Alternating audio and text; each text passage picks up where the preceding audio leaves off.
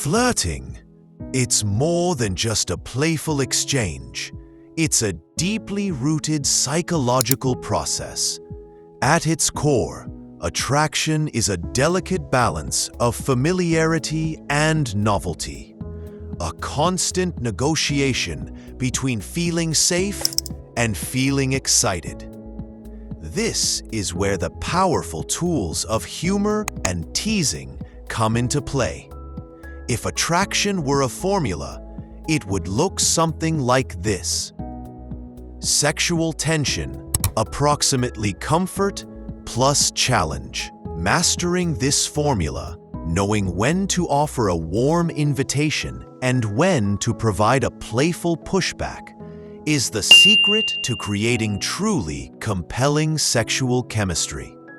Part 1. Establishing comfort, the foundation of trust. The green light.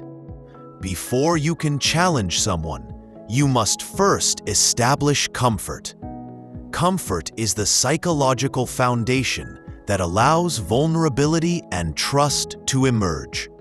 Without it, humor can be misinterpreted as mockery, and teasing can feel like genuine criticism. Psychologically, comfort is achieved through mirroring, validation, and shared positive emotion.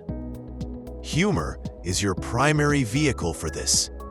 A good, genuine laugh, especially when sharing an inside joke or a mutually recognized absurdity, triggers the release of oxytocin, the bonding hormone, and dopamine, the reward chemical. Think of your comfortable, friendly humor as the green light, self-deprecating humor. This is a powerful comfort tool. By making a lighthearted jab at yourself, you signal that you don't take yourself too seriously, lowering the other person's guard and making you relatable. Example: I'm so bad at cooking, my smoke detector cheers me on. This signals confidence through vulnerability. Shared observation humor. Commenting on something in the environment that you both notice, creating a momentary team of two. Example: I think that barista has officially reached her maximum capacity for pretentious coffee orders. This creates a microbond of shared experience. The key takeaway for comfort: use humor to show you are safe, socially intelligent, and fun. This makes the other person feel validated and secure enough to proceed to the next stage. Part 2. Introducing challenge, the spark of sexual tension, the red flag. Once comfort is established, it's time to introduce challenge. This is the essential ingredient for moving the interaction from friendly banter into true sexual tension.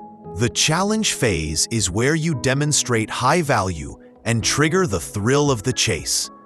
Psychologically, challenge is delivered through teasing. Teasing, when done correctly, is a form of playful rejection or temporary withholding of approval. It's what psychologists call a push-pull dynamic, which paradoxically increases the other person's investment. It signals, I like you, but you need to engage me. You haven't won me over yet. Think of your playful teasing as the red flag, a sign of temporary resistance that requires them to qualify themselves to you. The light assumption, making a playful, slightly inaccurate assumption about their character or hobbies. Example: if they talk about reading, you might say, so you're one of those people who pretends to like obscure poetry just to seem intellectual. I see you. This makes them defend or explain themselves, deepening the conversation. The compliment-neg hybrid, a compliment packaged with a minor, non-critical criticism. Example: your shirt is great. It almost makes up for your slightly questionable taste in movies.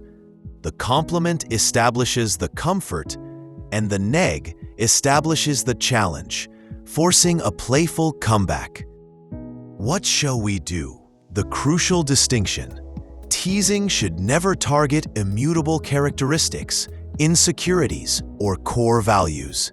It must always be about a trivial, easily changed, or external aspect. The rule is simple. Tease the action, not the person. Part 3. The tightrope walk. Calibrating the push-pull. Narrator. The truly skilled flirter doesn't just alternate between comfort and challenge. They weave them together in a fluid, calibrated dance. This is the calibration stage, and it relies entirely on your ability to read their reaction.